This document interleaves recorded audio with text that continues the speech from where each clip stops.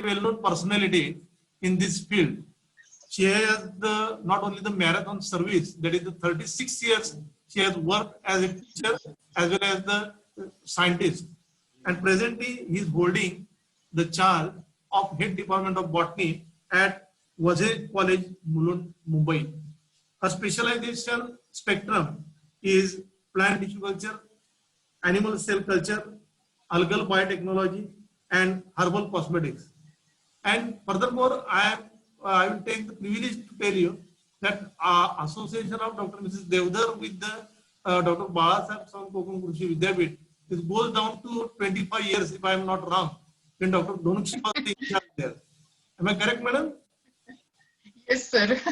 Yeah. So she has done the very beautiful work as I have told you, in the different area of specialization. And as everybody knows, that tissue culture is art. And definitely for any surgery or for any drawing, it needs the skillful fingers.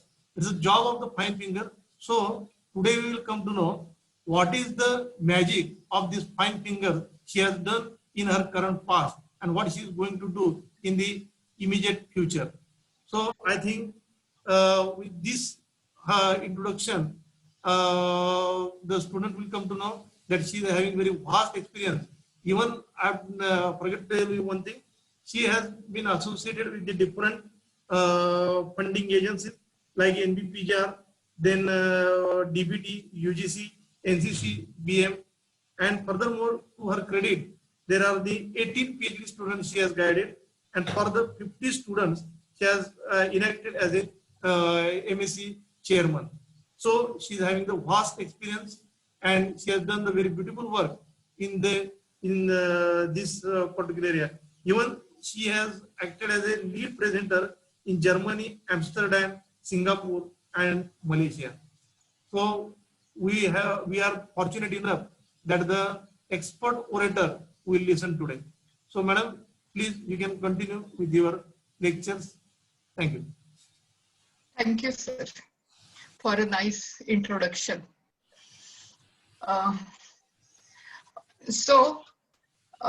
The topic today is very dear to me, that is role of agronomist in clonal propagation and quality control of essential oil yielding plants. I am Dr. Mrs. Devdar, belonging to the VG Wazir College for last 36 years. And to introduce that this college is founded by a great perfumist, Mr. G.D. Kelkar. And we had, can you hear me? Yes, all of you? Yes.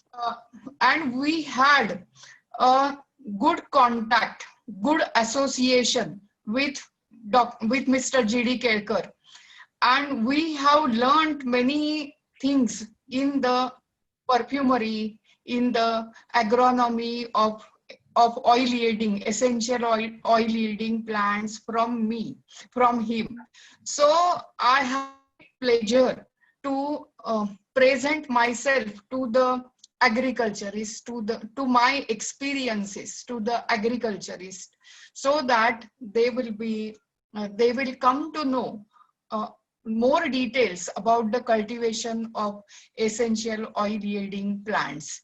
So before we go to the quality control of essential oil yielding plants, first we will see how the best clones are identified in essential plants. And before we go to that, we will learn what are essential oils. So first few slides, I will be engaging you in the introduction of essential oils. So we use aromatic plants or aroma compounds from dawn to dusk. So as we wake up, our toothpaste is nothing but the mint. So tea, we add many spices, we add ginger, etc., dried ginger, lemongrass. So that is another example. While preparing our breakfast, again, we come across many spices. While taking bath, again, many aroma compounds we use, rose, then santalum, etc. While puja, many fragrant chemicals we use. And at night also, good night is containing the aroma compounds. So from dawn to dusk, we have to be associated with the aroma compounds. Then we are also associated with the aroma compounds from our birth to death, from cradle to coffin. Then in every movement, we are associated with the aroma compounds, that is in happiness, in romance, in worship, in peace, and in sorrow. So in every mood of us, we are associated with the aroma compounds. Then this association of aroma compounds is last.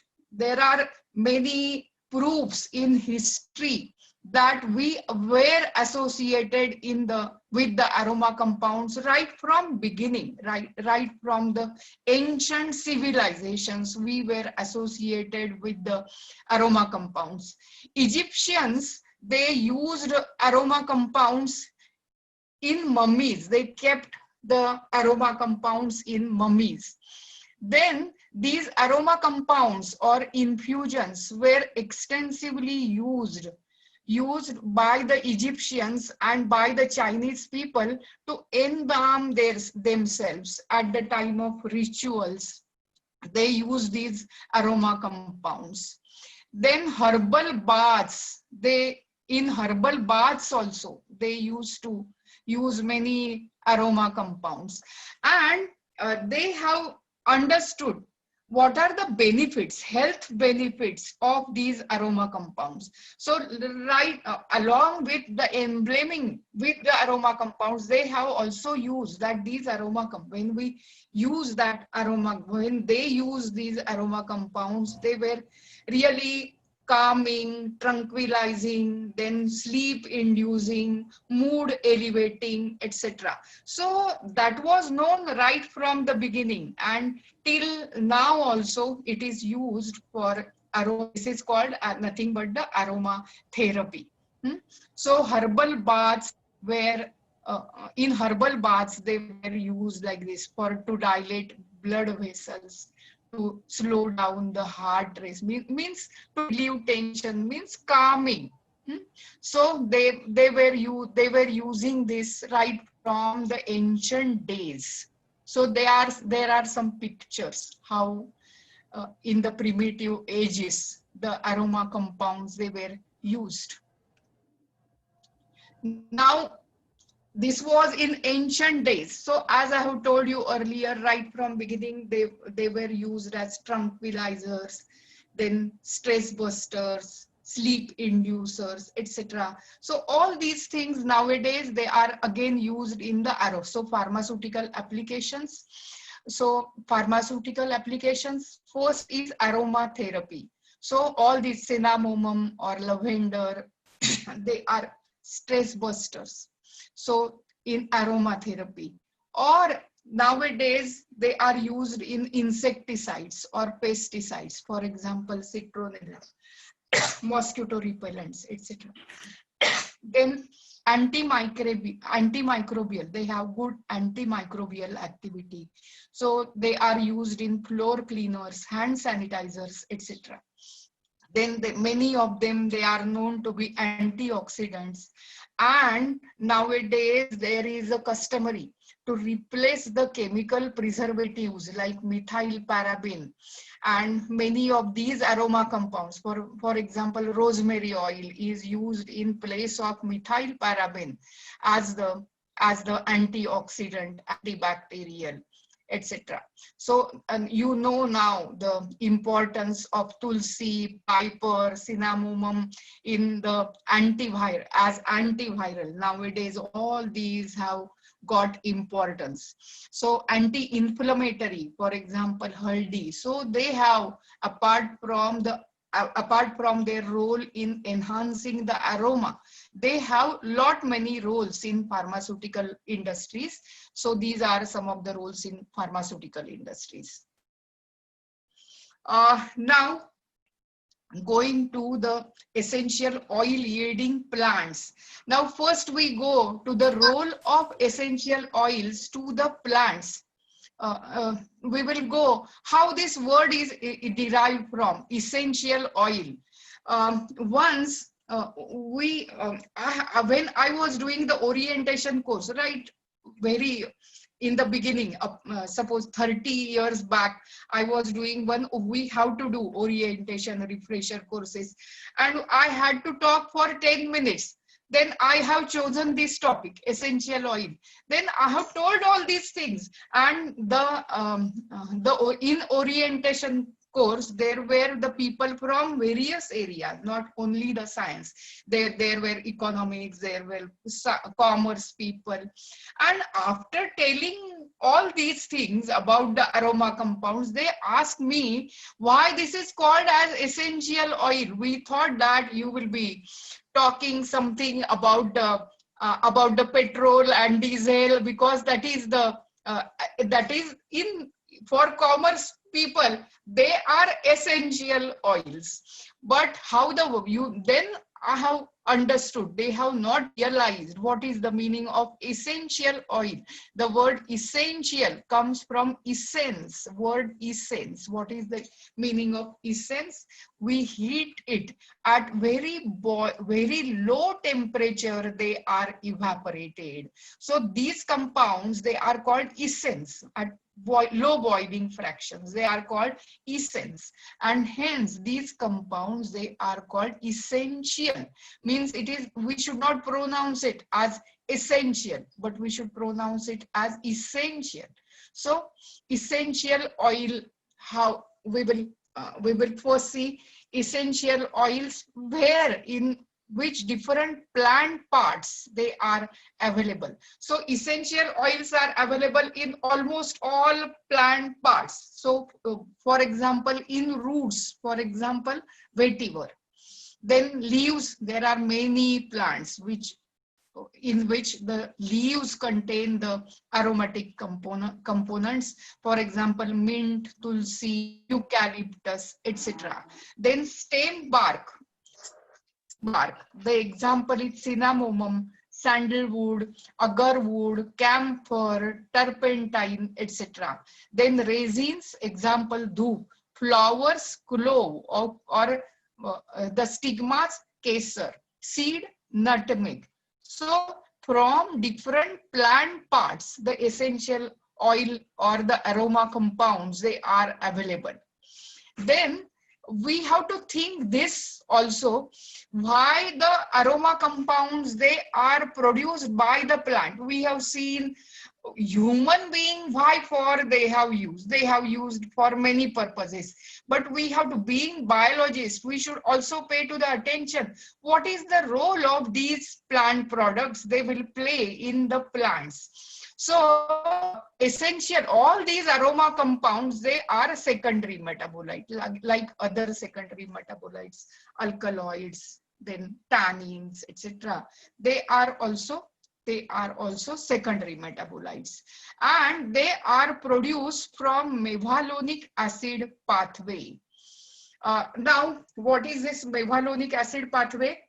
Now you know the basic pathways: pathway of production of fatty acids, the pathway of production the sugar or glucose, or the pathway how the amino acids they are formed. So they are the primary metabolites. They are how they are produced. You must have studied it in biochemistry.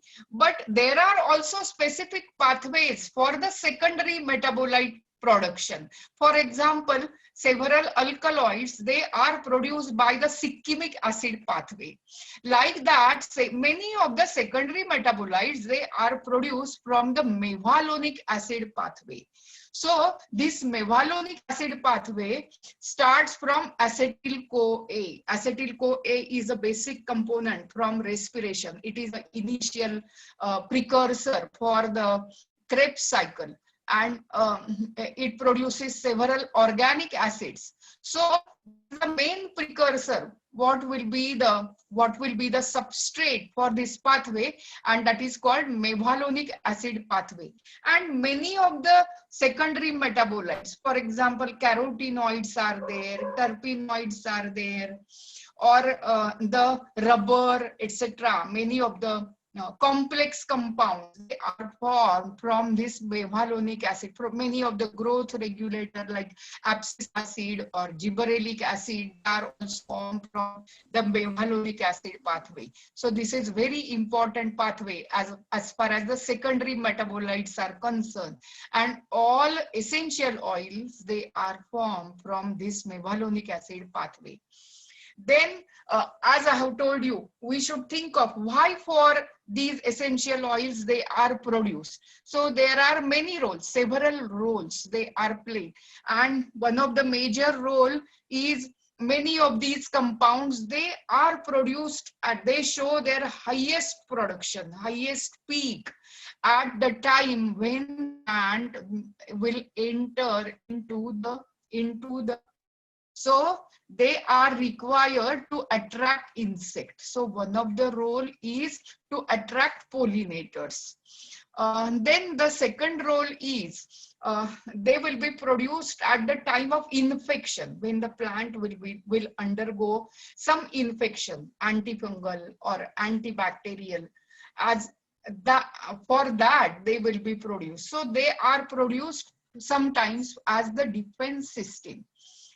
And sometimes they are stress busters also. So when the plant will the plant will suffer with some stress, that may be water stress, that may be the temperature stress, at that time also these metabolites might be produced at the highest concentration.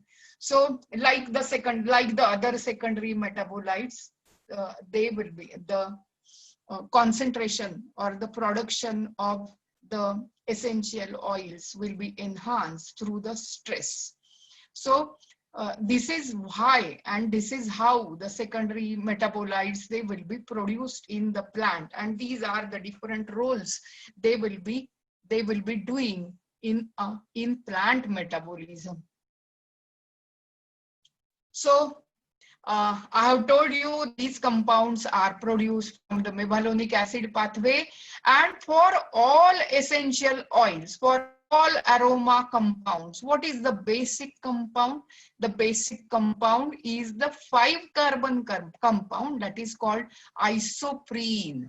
So these are isoprene units. So from this 5-carbon compound, there will be, by coming together of these 5-carbon compounds, there will be the several terpenoids formed. So all these essential, what is the basic brick of the essential oils? That is the terpenes. So these terpenoids, so when 2 of the molecules they come together, 2 of the 5-carbon compounds come together, they will form monoterpenes. When 3 will come together, that will form sesquiterpenes, and 4 will come together, that will form the diterpenes. So there are various familiar compounds which are diterpenes, which are sesquiterpenes, and which are monoterpenes. So what are the example of monoterpenes? Citronellal, or linalool, or geraniol, that is extracted from oil, lemongrass, citronella, oil of citronella, that will have the monoterpene. And how will be the monoterpene? Monoterpene will be acyclic monoterpene. So these are acyclic monoterpenes. These are the examples of monocyclic. So monocyclic means they will have one benzene ring. So these are the examples. For example, terpineol or carvone, thymol, what is extracted from pinus. So these are the examples of monocyclic monoterpenes. Like that, there are different examples of 15 carbon. They are called sesquiterpenes. So farnesol, for example, is a sesquiterpene. So these are different examples of, so there are several examples. For example, santalum is diterpenoid. So there are sesquiterpenes or monoterpenes or diterpenes, vetiver, for example, that is sesquiterpene. So these are examples, or this is the chemistry of terpenoid compounds. So we have seen in which organs the essential oils are created, why four essential oils are created, and what is the chemistry of essential oil. Now we should see, we should go to the how to identify the best clone. And before that, we should understand that quality of essential oil, that will be depending on several factors. For example, age of the plant, the climatic condition, the geographical location. Then there are some certain minor compounds also, they contribute in the quality of essential oil. So one by one we will see the examples. So the first example is how age decides the quality of essential oil. As I have told you, one of the why essential oils they are produced is they are to attract the insects. So the example is mint. Mint oil in toothpaste and many of the pharmaceutical preparations, it is used as the aroma compound. So mint or mentha piperate. So this mint, it is a popular thing that the quality of mint oil will be enhanced at when the plant is in full bloom. And on what the quality of essential oil. So this mint oil, when we extract the mint oil and analyze that, so what we see is the essential oil will comprise of not only one single compound, it is a combination of many components, sometimes even 100 components where they will be contributing in the essential oil. So principal constituents of peppermint oil are menthol about 30 to 55% and menthone. So the ratio of menthol to menthone for the commercial purpose, or when the mint oil will be supposed to be of best quality, the ratio of menthol to menthone will be 2 to 1. So when this will be achieved, this ratio will be achieved when the plant will enter into the flowering phase. So when we should, what is the good time to extract the essential oil? When the plant will enter into the flowering stage. So always, being agronomist, we should keep in mind when the plant should be used for extraction of essential oils. So this is how age will affect the quality of essential oil. Then how geographical location will also determine the quality of essential oil. For this, I have taken the example of khas or vetiver. So there are two types of vetiver. So there are two different chemotypes, we can say. There are two different chemotypes of vetiver. North Indian vetiver, that is called khas oil, and in South India, what vetiver we get, that is called oil of vetiver. So what is the location of getting North Indian variety? The location is Haryana, Punjab, etc., Gujarat. So that is the location where we will get the North Indian variety. Then the characteristic feature of this North Indian variety is it is flowering. It is wild type. It is flowering. And the oil yield, the North Indian khas oil is regarded as precious essential oil, but its its yield is very less. Can you see the yield is 0.28%? On the contrary, in South Indian variety, the yield is quite higher, 2.37% comparatively. But the quality of essential oil, when you consider the North Indian essential khas oil, will contribute its typical odor. How will be the odor? The aroma is described in many ways. So when you smell in the beginning, what type it will be, then after some time, after 10 minutes, after 15 minutes, how you feel that smell. This is called how the fragrance is described. So these are the different ways, and these are the different ways how the fragrance is described. So we are describing it as woody, earthy, sweet note. So this North Indian essential oil will be having unique earthy and sweet note. On the contrary, how will be the note of the essential of the South Indian essential oil? That will be harsh, woody, and spicy. So this sweet and earthy is preferred. And why? Which compounds they contribute to this sweet and earthy note? They are special compound. What are they? Eudesmon or eudesmin, sesquiterpenes like cusinol, cusisnol, etc. So these compounds, which are typically present in North Indian essential oil, North Indian vetiver oil, they will impart the different smell, different aroma to the North Indian essential oil. That will make it more valuable. So what are the regular components of this vetiver oil, this South Indian vetiver oil? That will have more vetivones and vetiverones and alcohols like vetiverol. So that will only contain vetiverol and vetiverones.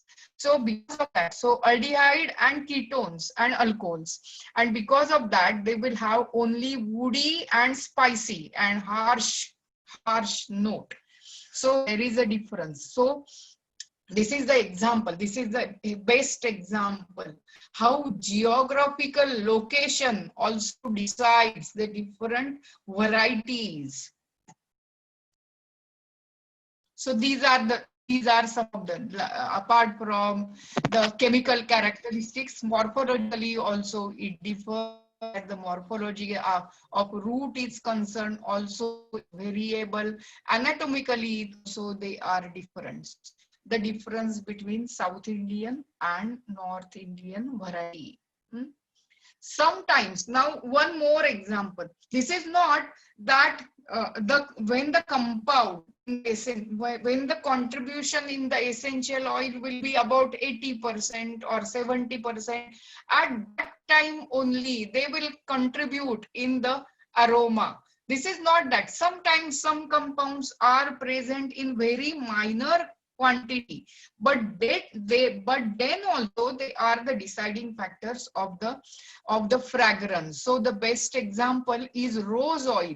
So these compounds, the damascone, ionone, damasconone, all these compounds, they are present in very minor quantities, less than 1%, very less.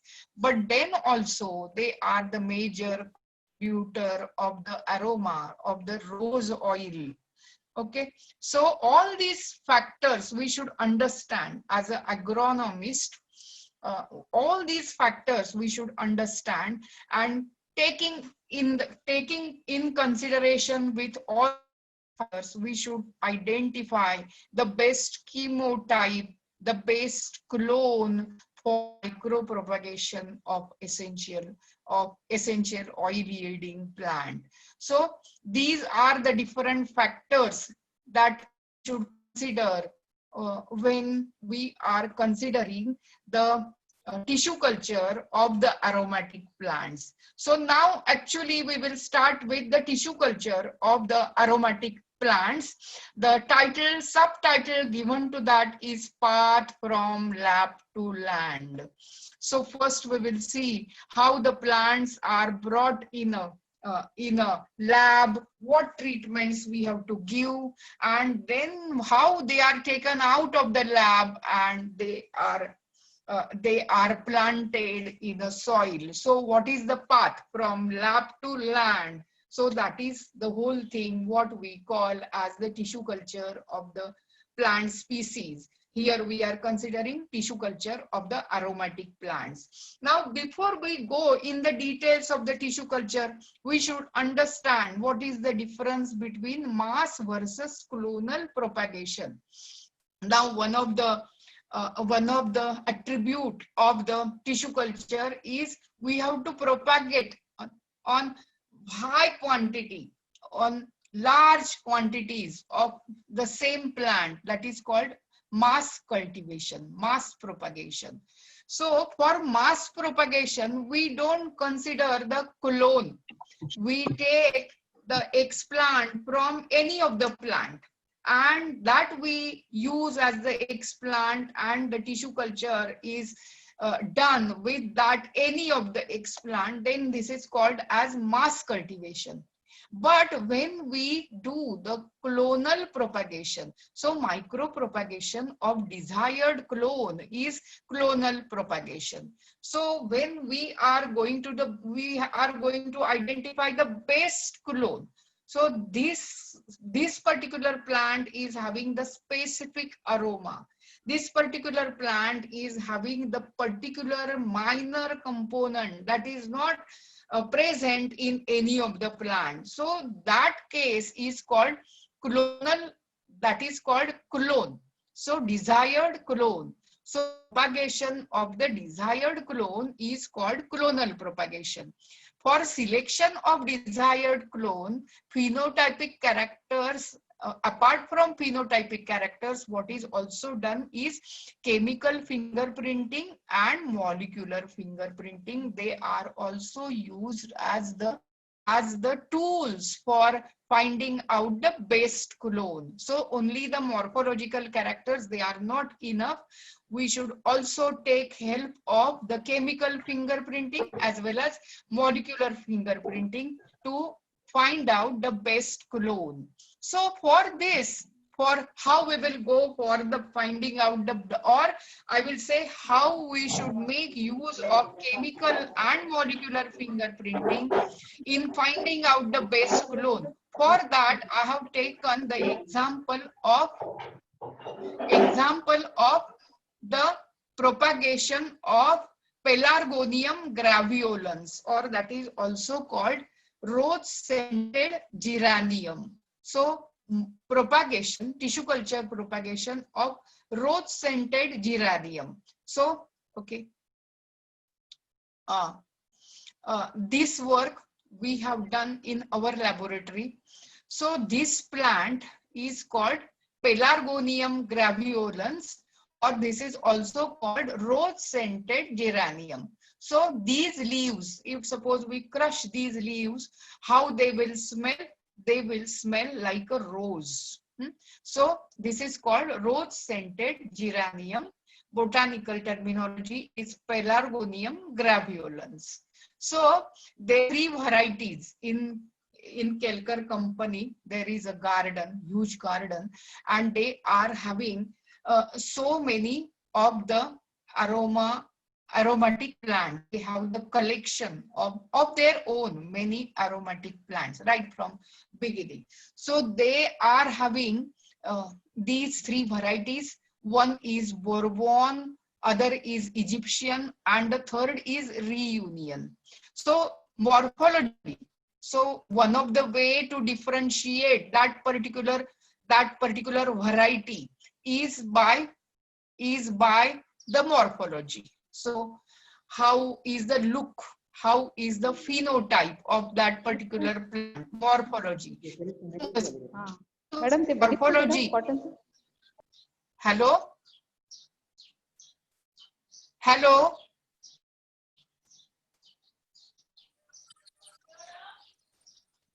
Please continue, ma'am. Hello? Hello? Can you hear me? Yes, ma'am. Yes, ma'am. Please continue. Suppose you consider morphology. the morphology of Bourbon and Egyptian, we can't differentiate. But reunion is different. So morphology wise, Bourbon and Egyptian is difficult to differentiate. So that's why, to be specific to the specific word, we will do help of the chemical fingerprinting. So this is nothing but to analyze the essential oil by the GC, gas liquid chromatography. So you can see this is how the peaks appear to be when we will inject the essential oil from the different varieties. It will give to the GC, gas liquid chromatography. This is nothing but the gas liquid chromatogram.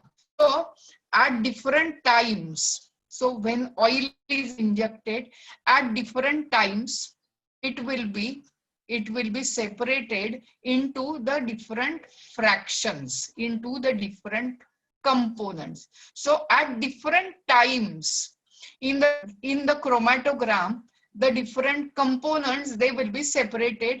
They are interpreted here as component 1, 2, 3, 4, 5. And what are they? They are geraniol, citronellol, rose oxide, linalool, etc., epidesmol, etc.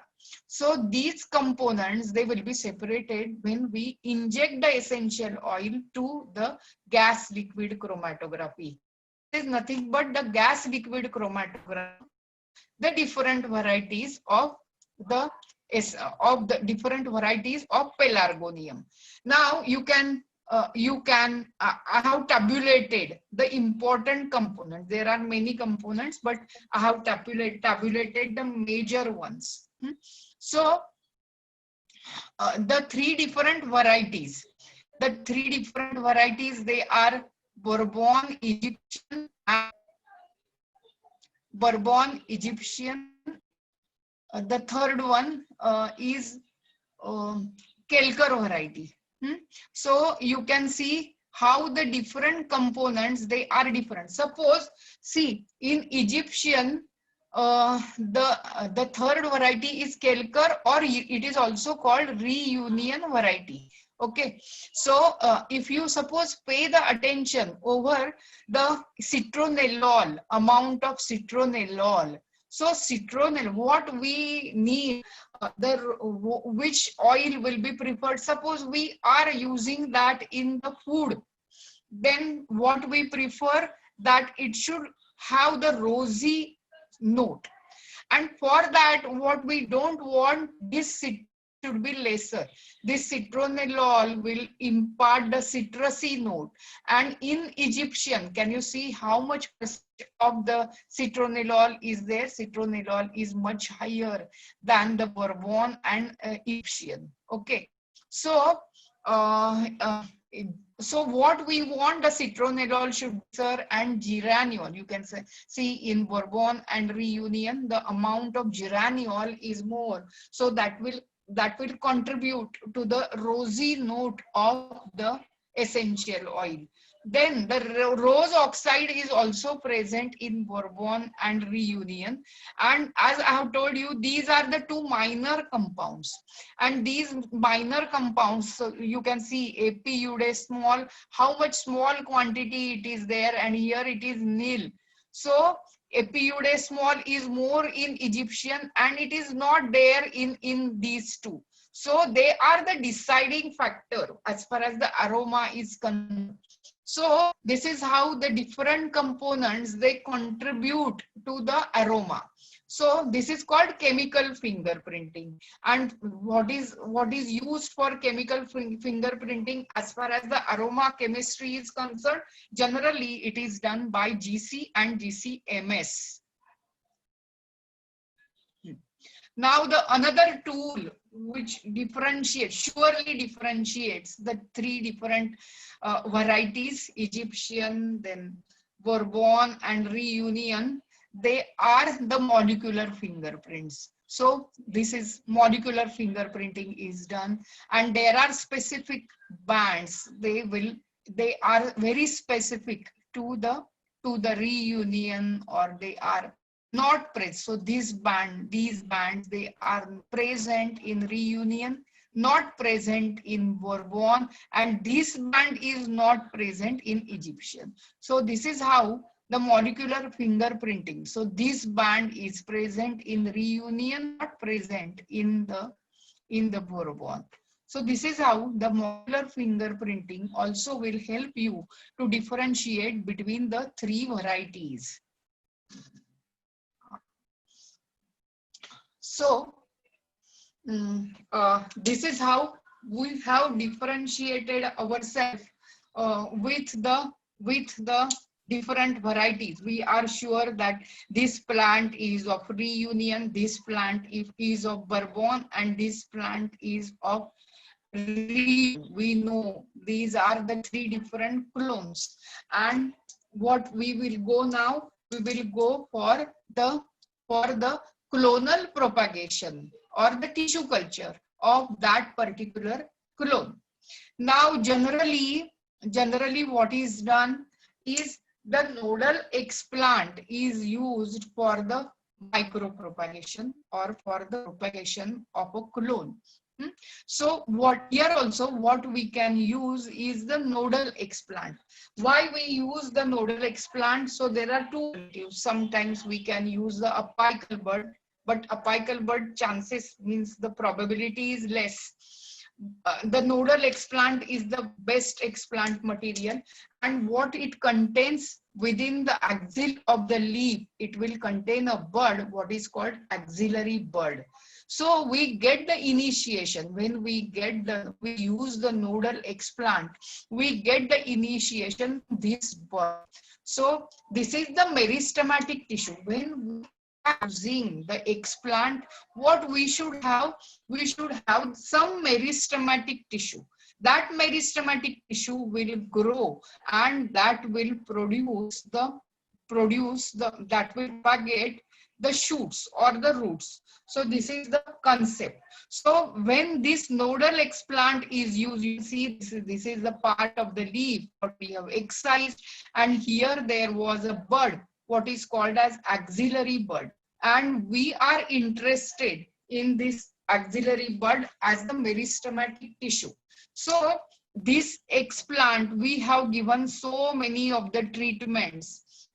So before we use this, before we bring the explant from the garden, after that we have to give many treatments. We have to wash it with water. At that time we should add T-Pol or Dettol to remove the dust particles and clean the explant and give the Bavistine like antifungal treatment. Then we have to give then we have to bring the material, cut it in the desired sections, and bring the material in the laminar flow. And in the laminar flow also we have to treat the plant first with alcohol, then we can use the mercury chloride, or we can use the another fungicides and bactericidal elements, and we have to treat them. Then we have to wash it in water. So this is nothing but the sterilization treatment. And in the sterilization treatment, after giving the sterilization treatment, we have to wash it completely, and then this explant we have to inoculate in the basal medium. Generally, which basal medium we have to use is the MS medium. For generally for the tissue culture, what media we use is called Murashik and Skoog medium. The components are fixed. When you search for the components of Murashik and Skoog medium, you will come to know there are macro elements, there are micro elements, then there are the micronutrients, then vitamins, etc.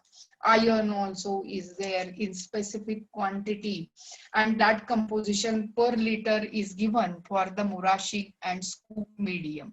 Okay, so this is the test tube, and that test tube is containing this Murashik and Skoog medium. So these are the different stages of the initiation. So what we are interested is this axillary bud should grow. So when we will transfer this explant in simply basal medium, what will happen? Only the axillary bud will lengthen, will enlarge. But this is not the tissue culture.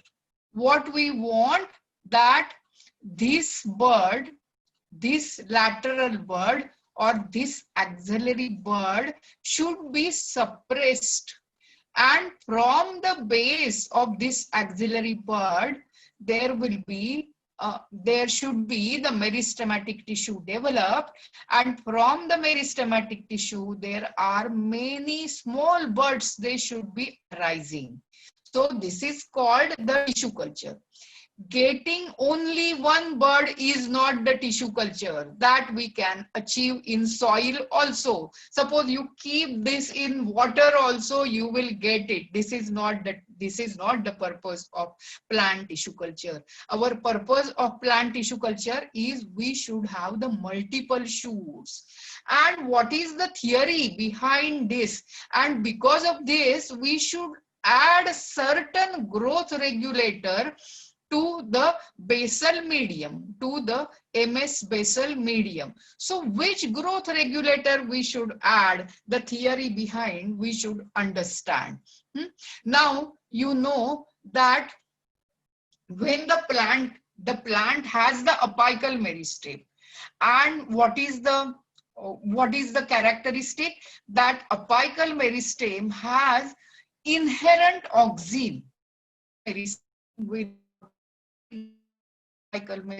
There will be the auxin. And what is the characteristic feature of that auxin? The characteristic feature of that auxin is apical dominance. So what this auxin will do? The auxin will do. There are different type of auxin, IAA, IBA, etc. Indole acetic acid, indole butyric acid, naphthalene acetic acid, etc. So these are the different artificial and natural auxins. So the auxin, natural auxin like indole acetic acid will be present at the apex of the plant. And what is the role of the indole acetic acid or the auxin in that plant? That is apical dominance. What is the meaning of apical dominance? It will allow the apical meristem to grow, and because of that the height of the plant will increase. But what will happen when we excise the apex of the plant? We are excising the inherent amount of auxin. And because of that, what will happen? There will be enhancement in the lateral meristem. What will happen at that time?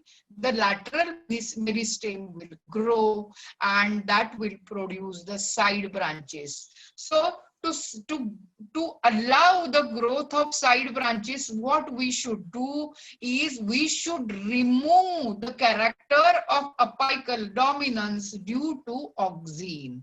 So when the auxin will be removed, what will happen? The lateral buds will be initiated. The lateral buds will start their function. Up till now they are suppressed because of auxin. So the same thing we have to consider here.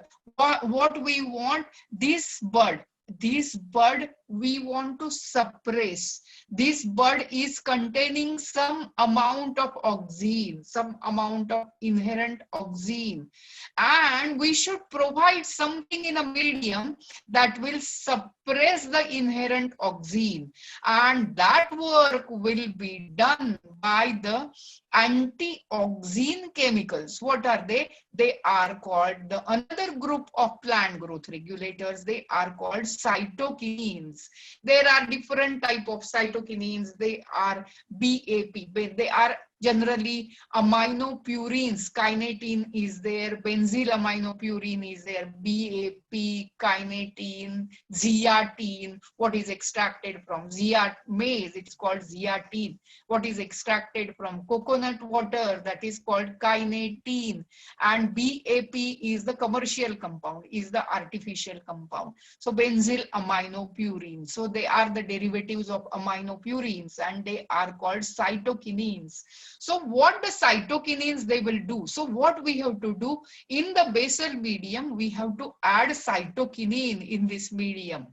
And what this cytokinin will do, that will suppress that will suppress the apical dominance of auxin, that will suppress the inherent auxin, and because of that, what will be done, that this bud will be suppressed, the growth of this bud will be suppressed. So you see that this bud instead of looking slender, growing slenderly, what you will see that as you increase the concentration of cytokinin in a medium, sometimes we will use 0.5, sometimes we will use 1, and sometimes we will use 2 milligrams per liter of the cytokinin. At that time you will see, as we increase the concentration of auxin, what will happen to this bud? This bud will be seen thick, fleshy, and this is how this growth will be retarded. And from the base you can see the lot of greening, lot of enlargement of the mother plant, and from that ultimately what will happen, this will take about one month at least. So this will be retarded, this bud will be retarded, and from the base you can see the mother plant is undergoing greening, it is undergoing dilation, and from that n number of side buds, they will be arising, extra axillary buds, they will be arising, and they are capable of giving rise to the multiple shoots. Okay, so this is the theory behind the arising of the gating of the multiple shoots. So what is the first step of tissue culture? From the explant we should get the multiple shoots. And what I am telling, so from this condition to achieve this condition, can you see many buds are seen, multiple shoots are seen. So this will not be a result. In 1 month in a same medium, you will not get the multiple shoots like this. But what is the next step? The next step is the subculture. What is the meaning of subculture? So here, what we'll see, this bud will be retarded, and from the base there are arising many buds, 2-3 buds. So at that stage, after 1 month, so the subculturing has to be done every month. So every month you should prepare the same medium, MS medium, what is containing 1 or 2 milligrams of cytokinin. So the same medium you have to use, and you have to divide this explant and put it in the fresh medium. So what is the meaning of subculture? Not only to transfer this in the fresh medium, but you have to divide the explant, divide the multiple shoots, and they should be transferred in a fresh medium. So this is how you can achieve the multiple shoot stage. So the duration. So duration required for more the herbaceous is the plant, more lesser duration will be required for the multiple shoots to achieve. So within 3 to 4 months, this condition will be achieved in Pelargonium graveolens. So this is called multiple shoot stage. Okay. After we have the sufficient multiple shoots, so sufficient number of tubes are there which are in multiple shoot stage. At that time, what we will do, we have to reduce the amount of cytokinin in the basal medium. So what this is called elongation. This is called elongation stage. Okay.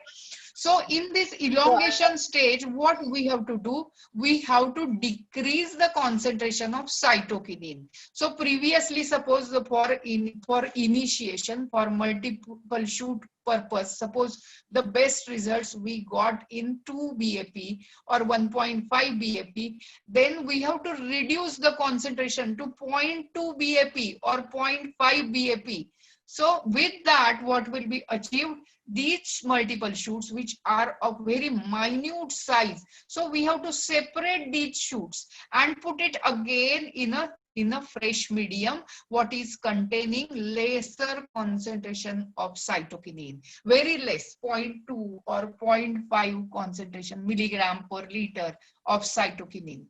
And later on, so this is called elongation. So in this, when we decrease the concentration of cytokinin, what will be achieved is elongation.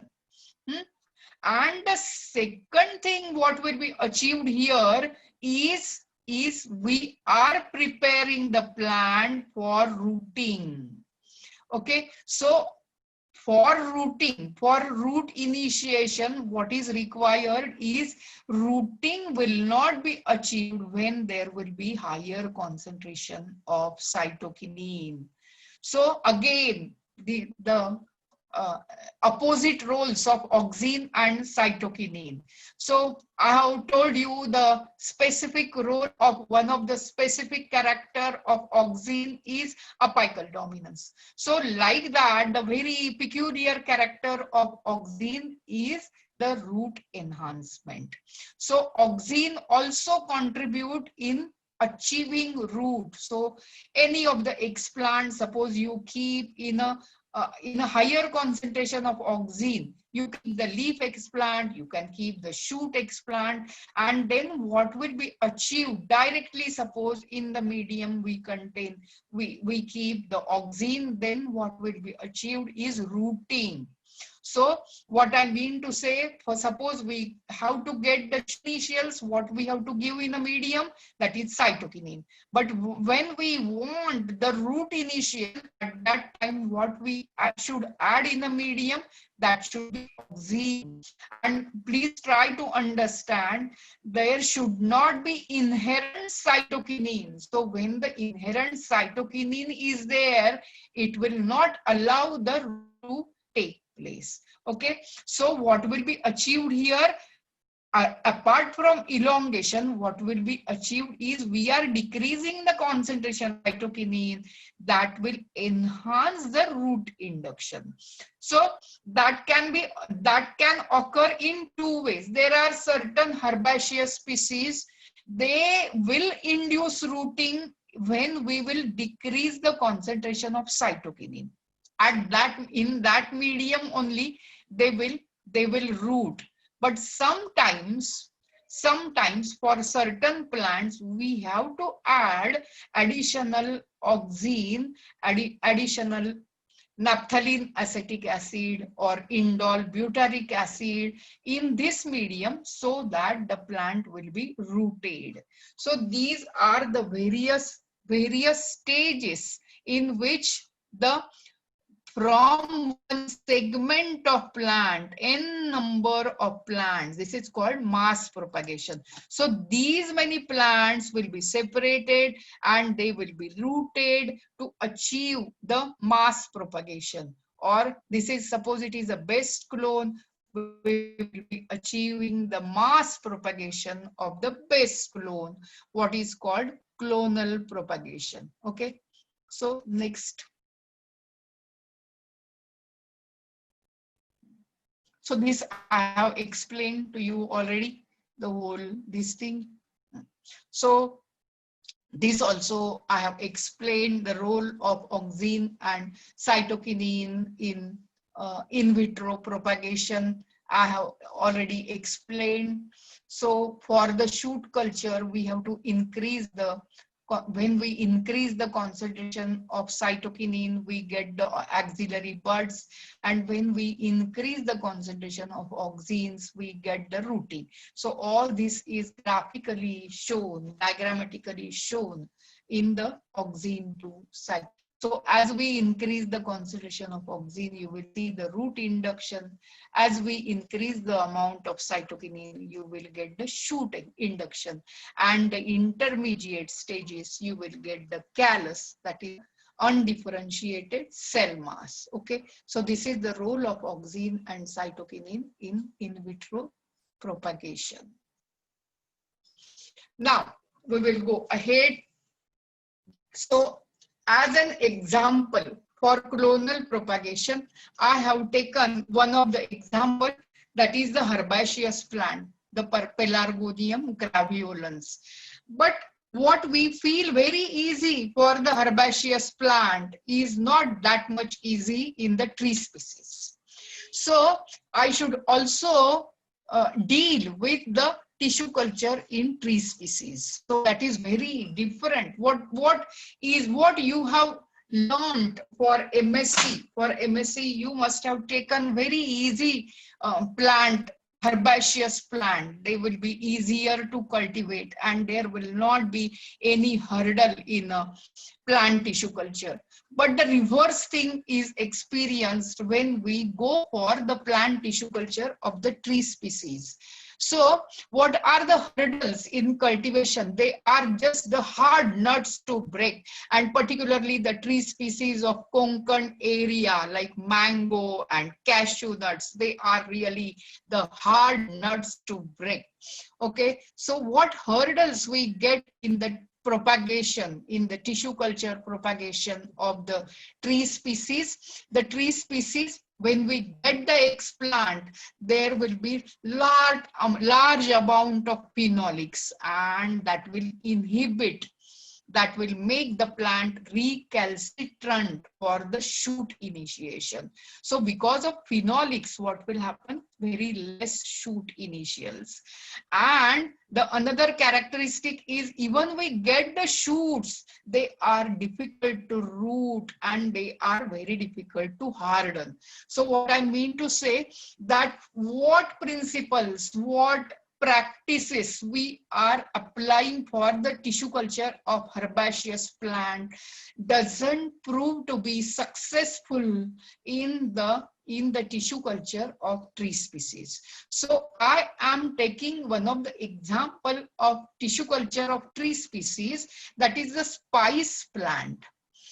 And on this plant, the name of this plant is Garcinia indica, very dear to me because last 25 years on different aspects of Garcinia indica I am working. And as this plant is dearer to me, my association with Dapoli is also dearer to me, because for collection of the plant and for growing this plant for several years, I am coming to Dapoli. Right from, you may not be knowing Professor Karnik was in the horticulture department at that time. When I met him at that time also, he was very old person. So for his MSc, he has done his MSc on different floral types of Garcinia. So when Dr. Joshi, G.D. Joshi was head of the Department of Horticulture, since then my association with the KKV is there, and the Dapoli and Konkan Krishi Vidyapith, they are the best moments of my life, and this is why I have taken this example. So Garcinia indica, one of the spice plant, this is regarded as spice plant, and I am sharing my experiences regarding the plant tissue culture of this spice plant. So I should not tell you all this, but when I go to north or when I go to another country, I have to explain how this plant looks to be and what are the different products of this plant. Why? Because this plant is very, very endemic, and it is found in only a small part of India. I can say only the few districts of the Western Ghats it is found, and it is our duty to protect this plant, to study this plant, to study the biochemistry and physiology and reproductive process of this plant, what is very unique with Garcinia. And it is our duty to keep it growing, to survive this plant is our duty, because we belong to this particular area where Garcinia indica belongs to. And that's why I have undertook the study of Garcinia. So it is not common, but look at it as narrowly endemic plant, and you know the economic importance of that plant. It will produce very attractive fruits, and when some person comes to you in summer, this is a welcome drink you offer. Then this is hydroxycitric acid what is extracted, then it is having it is from the seeds, it is producing the kokum butter that we are utilizing as far as the cosmetics are concerned. And this is Amsul kokum, you know this, I should not explain these things. So when I go to some other country or some other places in India also, I have to explain all these things. People don't know this plant. Okay, so when I was very young, I have told you that for last 25 years, I am doing tissue culture and all aspects of Garcinia. So I will like to share many experiences with this plant. So when I was very young, at that time in our college, we have started a very beautiful laboratory that is called Kelkar Education Trust Scientific Research Center. That was newly inaugurated. So this was, I'm telling, before say 25 years. So Mr. G.D. Kelkar was very much interested in propagating the aromatic and medicinal plants. And many of my colleagues at that time, Principal Paradkar sir was there, and he was sent to Lucknow for learning plant tissue culture. We had the scientific advisor, Dr. Hebre. He is well-known personality as far as the cell suspension cultures of very medicinally important products are concerned. He was expert. So at that time, I also, as my colleagues had learned the plant tissue culture, like that, I also wanted to learn the plant tissue culture. My number was the last number in the department. I was very young at that time. And I was newly married and I had a child of only 3 months. So I couldn't go anywhere to learn the technique. It was quite natural. Nobody will allow me to go to Lucknow and learn this technique. But when I have joined to this college, this VG Vaze college, I told Dr. Hebre that I also want to learn plant tissue culture. So he started laughing and he asked me, Mrs. Devdar, I am giving you the plant what is native to your place, because I belong to Ratnagiri. So that is native plant of you. So I am giving you kokum plant. Go for the plant tissue culture. So I was not knowing anything of plant tissue culture. Then I said, no, okay, I will start with the tissue culture of the plant, of this plant, using this plant. Then I started understanding, then I started preparing the media, how to prepare the media. I started theory behind the growth regulators and whatnot. And I started working on the plant, on this plant. And uh, this was this was really the good time for me, because when I have collected the plant, when I have collected the explant, then which explant material I should use, because Dr. Hebde was very expert as far as the plant tissue culture, cell cultures are concerned. So which explant I will use? So I went to Ratnagiri and I have brought the different type of explants. And when I have visited, luckily, what that was somewhere in January, February. So I got very immature with the fruit size of only small lemon fruits were, or even smaller than that.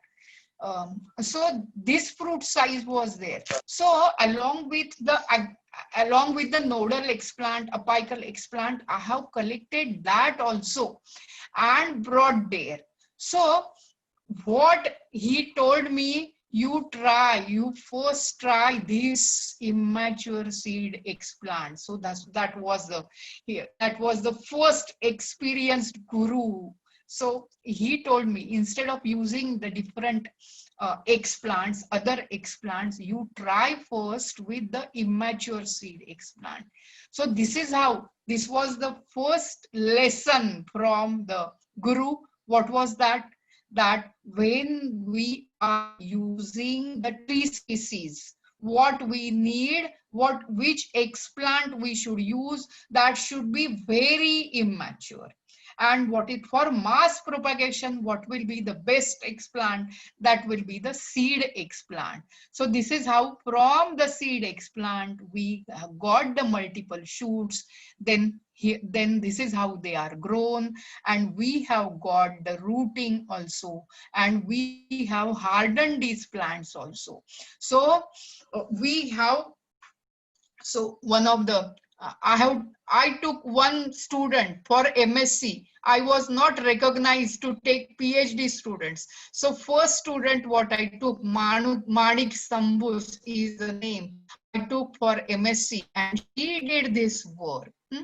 And then we have hardened this plant, and we have published a paper only of hardening of the tree species, hardening of the plant, Garcinia indica. So only on this we have published a paper on Garcinia, on micropropagation and rooting of Garcinia. Two separate papers were there. So only on rooting we published one paper. Okay, so this is how we have one more thing. So I have not told anything about the hardening. So as we are learning the different steps in plant tissue culture, we should know this. So this is now after getting rooting, what process what we follow is the acclimatization. Okay, so how the acclimatization is done? So in acclimatization, we have to remove the plant, remove the rooted plant from the test tube. Now two things are happening here. We were doing the tissue culture where the two things were maintained, the humidity was maintained and the temperature also was quite low. So suppose we transfer the rooted plant directly in the pot, what will happen? The chances are there that it will die. So we have to acclimatize the plant in a soil, the rooted plant in a tissue from the tissue culture laboratory. You have to acclimatize. There are several steps of acclimatization, what is called acclimatization or hardening also. So different components I took here for particularly Garcinia. I took coco peat. I took coco peat to sand in specific proportion, and coco peat, sand and soil in specific proportion. So various mixtures we have to try, and then you have to first take the rooting mixture and you have to sterile it. And that sterilized rooting mixture, you have to take out the rooted plant, wash it thoroughly. There should not be any dot of the agar containing sucrose. Otherwise, what will happen? That will be contaminated. So you have to wash it thoroughly, and then you have to plant it in a sterile medium, and you have to cover this plant with the polythene so that the humidity will be maintained. And you have to keep this plant in a hardening room where the temperature and the moisture is maintained. So you have to keep this plant in a greenhouse or in the special hardening room where the temperature and the moisture content will be maintained properly. And again, you have to cover this with a polythene bag. You don't have to, so there is water in the artificial water for some days, 8 to 10 days. You need not give any water because we are using foggers, we are maintaining the temperature, etc. So after say 10 days, what we should do, we should perforate the bag. After 15 days, we should remove the bag, and then this is called hardening. Then what will happen after removing the bag? Also, we have to maintain these plants again in a greenhouse, and after some time, again when the rooting will be established, at that time we can bring that plant out out of greenhouse. So there also we can keep it in a net shade, and after for some duration, some days, we can keep in a net shade, and then so all these things are called hardening or acclimatization. And now you can see how were the roots, particularly in the tree species, or is very important. We don't get the typical taproot system uh, because the roots, they are not tap roots here. So this is how the roots were in the beginning, and in the process of acclimatization, so how there were the lateral root initiation, how they were converted into the lateral roots, and different branches were there. So in the process of hardening,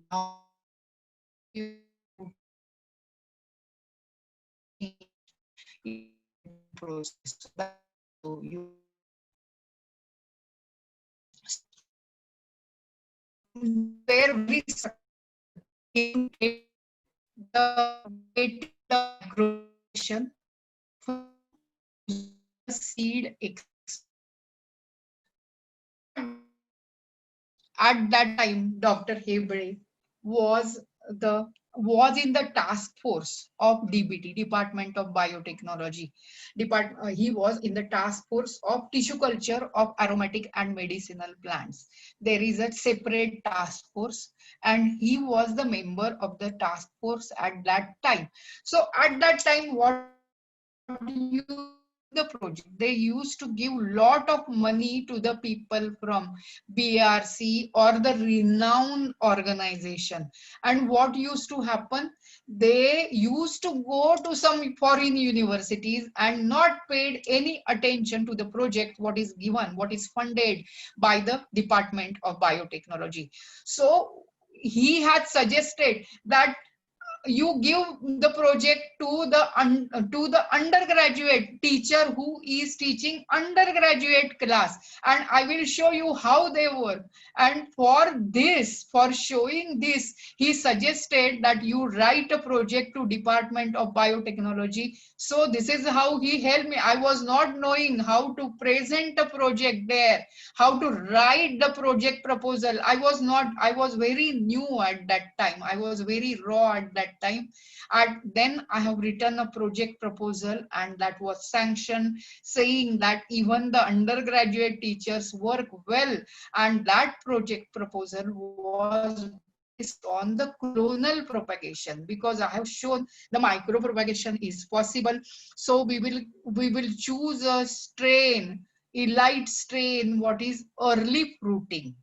So we have noted one plant. One plant was suggested from that KKV. There is a garden, Garcinia garden. There are many, more than 20 plants are there. Plantation of near that Priyadarshini building, that plantation is there. So we have identified one plant. What is early fruiting? Means that even fruits very February month only it fruits. So that we have chosen as a clone, best clone. So early fruiting was the criteria and high amount of hydroxycitric acid. They were the two criteria, and on that grounds that clone we have selected, and we have started with the funds of DBT. We have started tissue culture propagation of the Garcinia. Okay, so for Garcinia, for clonal propagation, we were using the meristematic tissue from the 25-year-old clone. That was a tree species, at least 25 years. So when we use this as a explant, it was not giving multiple shoots. So even though we subculture it several times, this I have experienced, this was not growing. The multiple shoot content were not achieved. We never had the problem of phenolics, but we had the problem of multiple shoots. So at that time, I have attended one conference, and in that conference, I listened to a person who had done lot of work on the tree species from Rajasthan. So I have talked, Dr. Shekhawat is his name. He was in Jodhpur, from Jodhpur University, and he suggested me that instead of MS medium, you try WPM medium. Lloyd and McConkey's WPM medium instead of the MS medium, and that will work, and that really worked. So from this condition, we came across this condition. Now one more. So we were successful in multiple shoot stage. So one more thing I want to contribute here when we work with the tree species. So the selection of, or the choosing the explant, seasonal variation is also, season is also important in choosing the explant. This is very important as far as the tree species are concerned. So we were collecting the explant in different, at least once in a month. So in different seasons, we were collecting the explants and we were doing the tissue culture. So what you can see here, when the explant is used in between June to September, in monsoon season, we have got good response. So white bar shows response. Response means shoot initiation. So response is good. But being monsoon, the rate of contamination is very, very high. So response is good, but rate of contamination is very high. After monsoon period, for Garcinia species, you can see between October to January, at that time, when even though the contamination was lesser, the response was also less. Only 50 to 60% of the plants used to give the shoot initials. So response was also less in winter season. And what we have seen, lot of difference is there. When we have collected the plants in summer, you can see in summer, lot many initials before fruiting, lot many shoot initials, they come in this particular tree species. So for particularly for the tree species, we have to we have to choose the explant when the tree species is on its own giving the new initials, when the plant is sprouting. And you know, when generally the tree species they sprout in summer season. So summer season is a best season for shoot initiation, very less contamination and very beautiful shoot initiation we got in between. So what we call as Vasanta Rutu, February, March, Vasanta Rutu. So in spring season, there would be very good response of shoot initiation. So what we see in a natural conditions, in a natural habitat is also true, even we do it in vitro. The same thing we experience in the in vitro conditions also. So this is very interesting result we got, and that I wanted to share with you. So this is how we got the multiple shoots in WPM medium, but unfortunately we have not got the routing. Are very difficult to get routing. So we wanted to complete the project. It was getting completed. So we have tried. So this work was done by my another student, Meera Chabukswar, and she was very expert. So as I was introduced for tissue culture, technical hands, green hands are needed. So she was literally like that, and she had done grafting, in vitro grafting of the clonal explant. So this is how the grafting experiment, in vitro grafting experiment was successful. But side by side, we have changed the explant totally, and we have taken the root sucker explant. So we have taken this explant, you know that Garcinia particularly has the habit to produce the root sucker, and beautiful regeneration we got. So that is the clonal propagation also from the clone, from the base clone.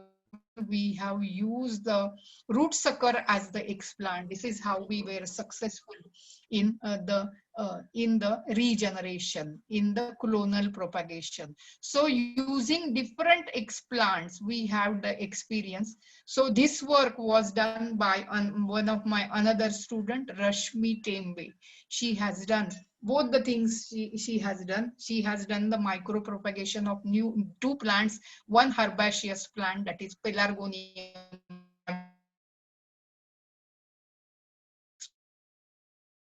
So she has done this work. So these are hardened plant with root suckers.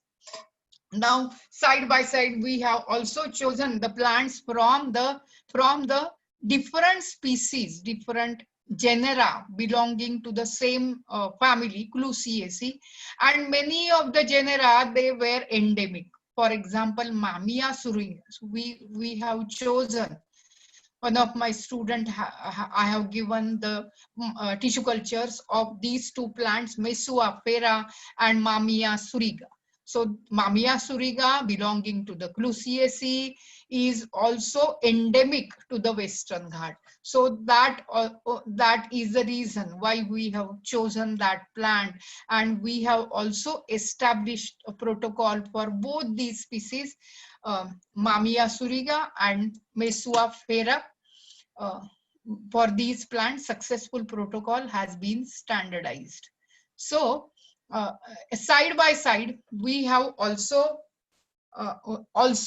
established, this work was done by one of my student, Nilesh Jadhav, and side by side, have the protocol to establish the extraction of essential oils from these two plants, because both of these plants, they produce very fragrant flowers. So the Mesua fera, in Marathi we call it as Nak Chafa, very fragrant flowers, and Mamiya syringa is really a gem of flowers, that is Surangi. So for both these things, we have established a protocol for extraction of essential oils. And what we thought that for Mamia suriga, it is a well-known plant. So the extraction of essential oil must have been documented, but that was not the case. And we have tried for several days, but we were having the difficulty of extraction.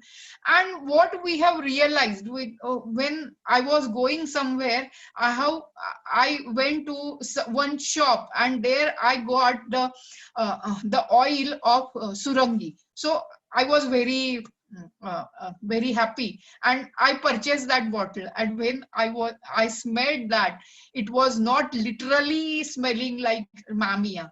And then I have realized that this extraction protocol is not at all standardized, because the plant is endemic, that is not familiar, not found in all locations, but it will be found in very specific locations, particularly in the Western Ghats. Only this Mamia suriga is found, even that will flower profusely in one particular month only. And that's why this protocol was not standardized. We have even the difficulty in standardizing the protocol, but we took the help of Kanoj is very popular for this, and there is the organization, National Organization for Fragrance and Flavor Development Center at Kanoj, and they take the workshops, and there they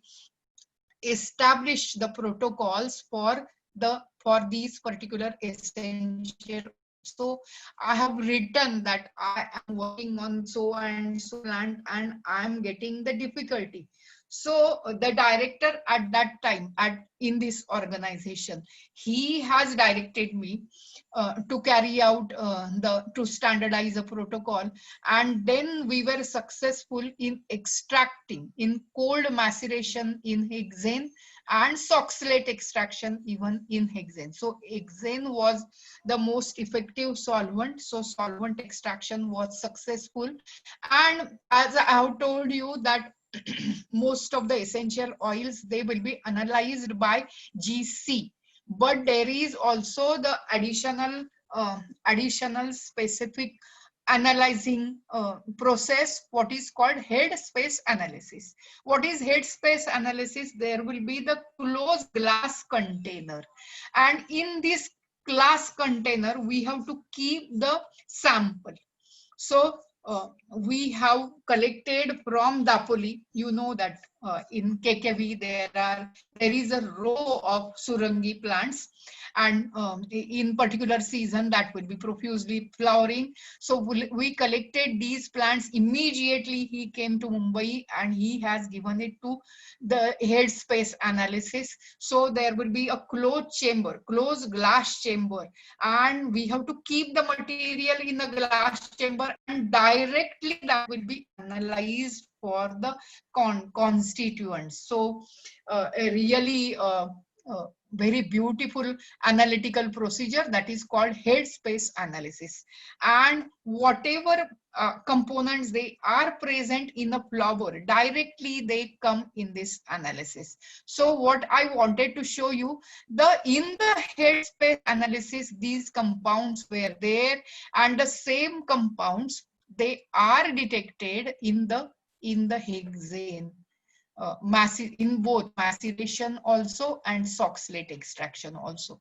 So we were quite successful in having the same component what were detected in the head space, and the fragrance in this extraction was very similar to that of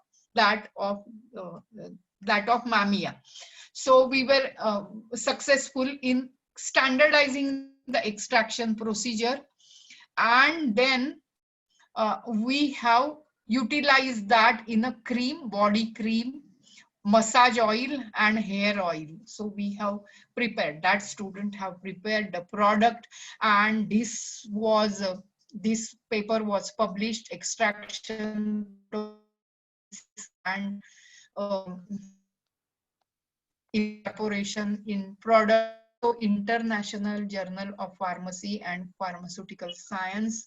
So best journal, one of the best journal. This was published, and we had a lot of queries afterwards also of this extraction protocol, and for this that was a very good experience to talk with the farmers and whatnot. So this work was done with teacher. We had a very beautiful program of PGD PCM, postgraduate diploma course in aromatic and cosmetology. So that time the head was Renuka Thergaonkar, and with her we have done this. And Nilesh, who has done this job, he was totally taken by her. She has one company, Global International, and in that company he is working now. So these are some of the experiences with clonal propagation of the aromatic plants. So contributors I have already told you. For clonal propagation, Rashmi Tembe; mass propagation from the seed explant, Manik Sambus; clonal propagation of Garcinia with root suckers and in vitro grafting, Dr. Meera Chabukswar; and Mesoa Suriga, Mamia Suriga, Dr. Nilesh Jadhav. These are the contributors of this work. Only I have compiled our experiences and presented this presentation. So thank you for allowing me to talk and share the experiences with you. Now the platform is yours. You can ask, if suppose you have to ask me something, you can ask me. Yes. Yes, so madam, first I will appreciate your efforts. It was not only scientific, but it was colorful, it was artistic, and furthermore, it was having the essence. So we have enjoyed. I think the mass also would have enjoyed these things, and I will say that the session is now open for the interaction or the questions. If the students have any questions, they can pose. And you can directly ask. Yes, any question from student side?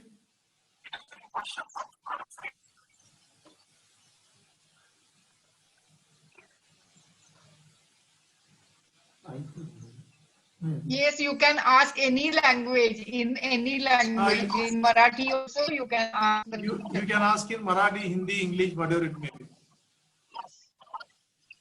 Hello, ma'am. Dhanashri here. Yeah. Ma'am, can you give a commercialized outlook of this essential oil production or essential oil cultivation by farmers? You want plant or essential? I will give you both, because we have standardized the protocols for clones, best clones also, and for extraction process also. So after standardizing the protocol from Mamia Suriga, we have got many from farmers. Many phone calls I received, and they were really interested in having this extraction process on a large scale. So this, anybody, if somebody wishes, they can take up. And Renuka is there, and even Nilesh is doing the same work, and he belongs to same Konkan area. So definitely, if you want to establish this, somebody wants to be the Antarpruta, this is the best thing to do. Okay, thank you, ma'am. Thank you for. Even in chat box, madam, there are some questions. One is for BBC 135. How many hardening techniques are there? Somebody has asked.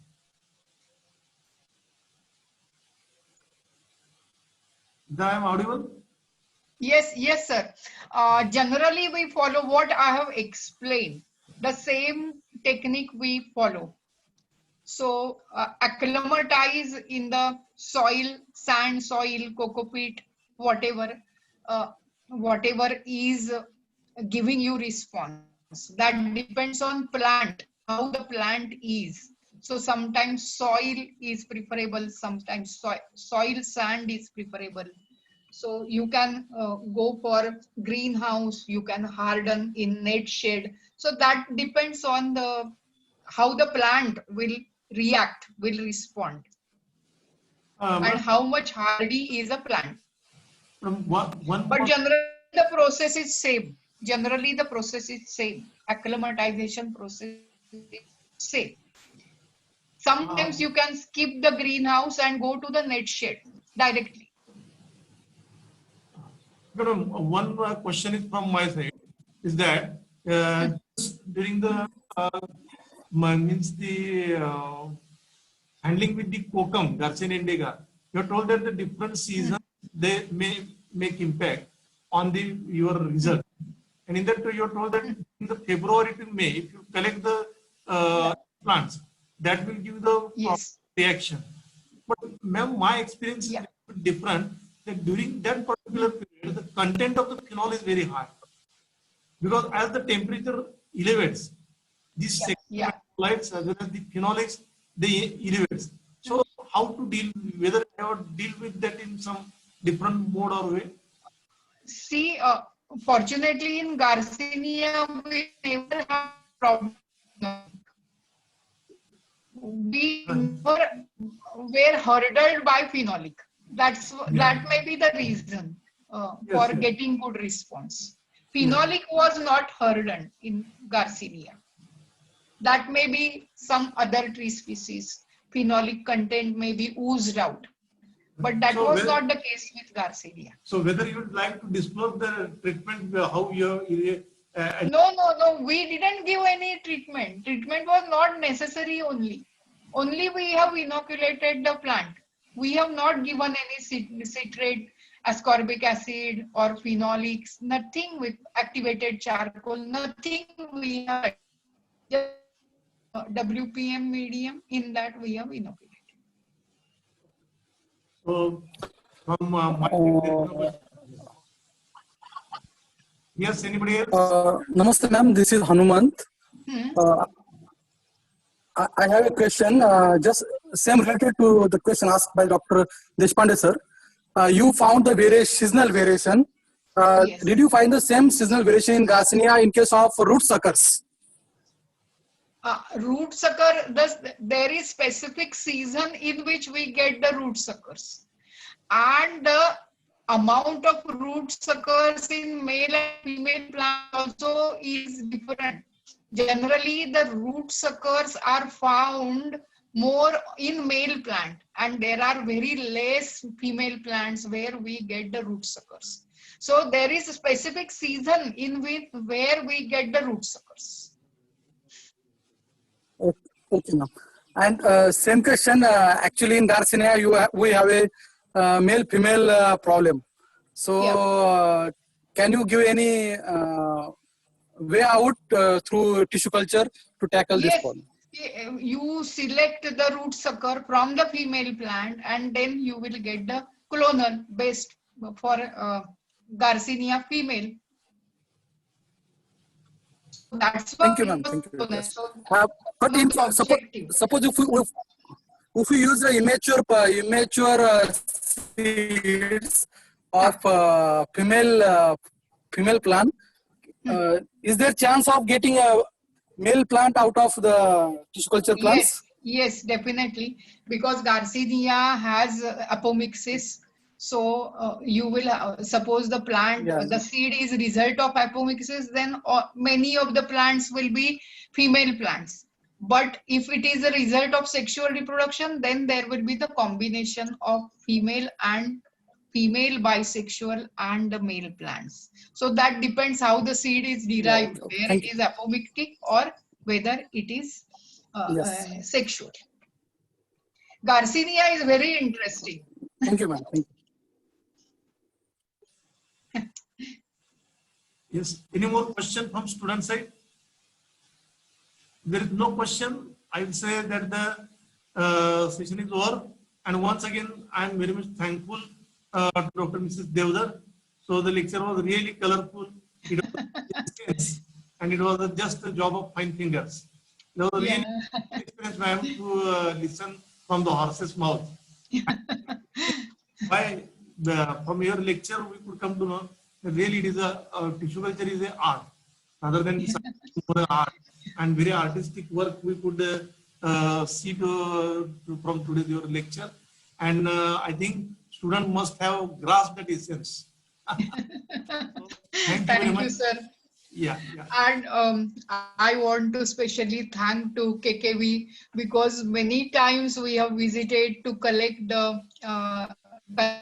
material, and this is the first time whatever we have worked with the same explant, this is the first time I am presenting. So at the end of my career, at least I had a chance to present what I did with that explant. Thank you. So I am very much thankful to you to Yeah. give me a chance to present what I did with that material.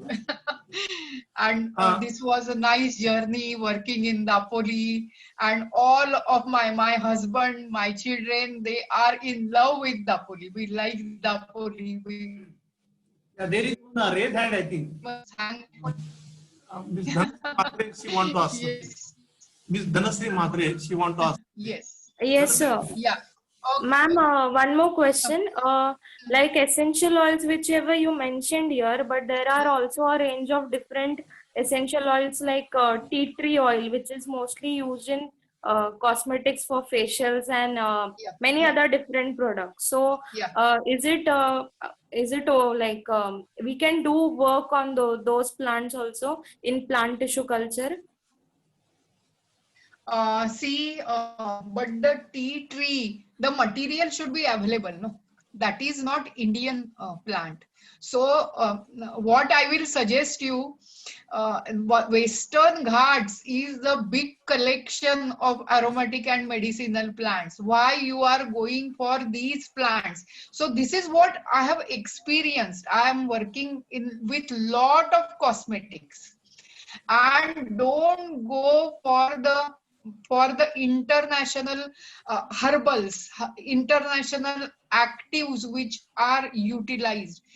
We in Western Ghats are enriched with these herbal compounds. What is essential is to find out what are their applications. So what I will recommend, that instead of working on foreign herbals, you concentrate yourself to what we are getting in Western Ghats. You will get lot of things there. This is my experience of 40 years that I will recommend you.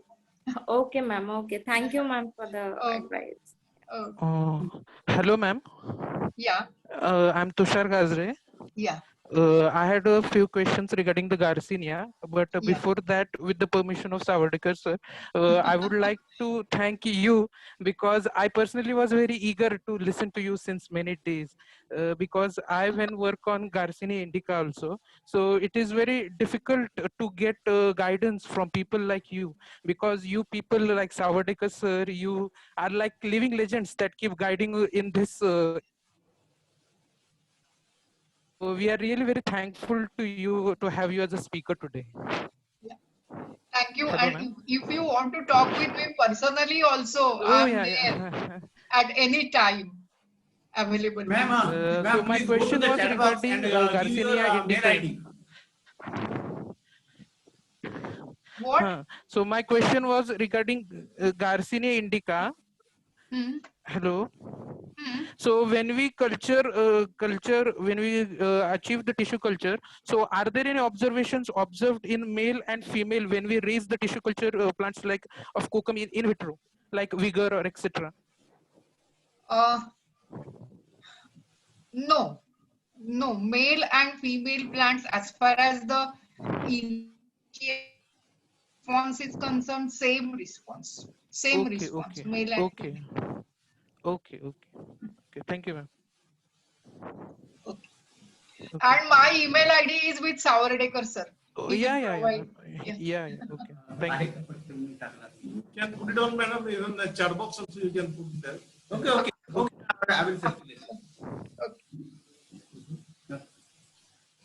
Yes, so I think everybody must have been satisfied with the queries or the doubts which you are having in your mind for so many days. Madam, once again, I'm thankful. Now I declare that the session is over, and being organizing secretary, it is my duty once again to thank all the participants as well as the today's orator, and I declare that the session is over. Thank you. Thank you, Deshpande sir. Thank you.